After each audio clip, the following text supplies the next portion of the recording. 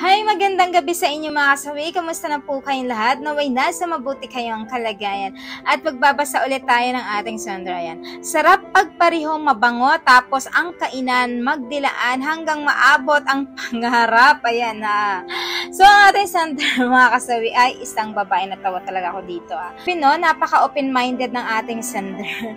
Alam mo, diba? Napakaswerte talaga ng isang lalaki kapag nakakuha kayo ng ganito na napaka-open-minded na lahat gagawin para lang ma-enjoy ng kanyang asawa. So, ang kanyang commenter naman mga kasawi is, masarap daw talaga kapag parehas kayong mabango, tapos parehas kayo na magdidilaan, talagang 100% na maaabot nyo yun. Kasi para sa akin is a yes. Totoo naman talaga yun. Alam nyo ba ang pinakamasarap sa parte na mag-asawa or mag-jowa? Yung parehas kayo, ayan, na naliligo. Yung parehas kayong mabango.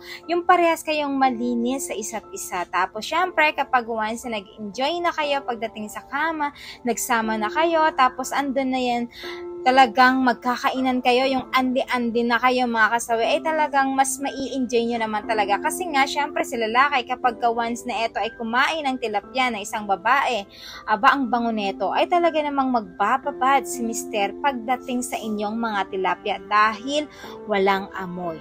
So, mai-enjoy na isang lalaki ang pagkain kapag once na mabango ang tilapia ng isang babae.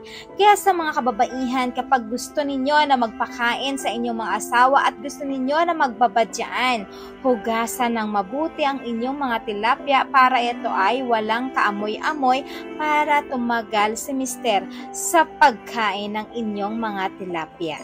Kapag kay mister naman, kapag gusto naman ninyo na talagang tumagal si misis sa pagbibijay ng inyong mga lato-lato mga kasawi, kailangan ganito rin yun, malinis, maayos at higit sa lahat, yun talagang hugasan nyo ng mabuti para kapag once na nag-PJ si misis, ayan, matatagalan ito dyan sa pagbabad sa inyong mga lato-lato dahil 100% na mabango.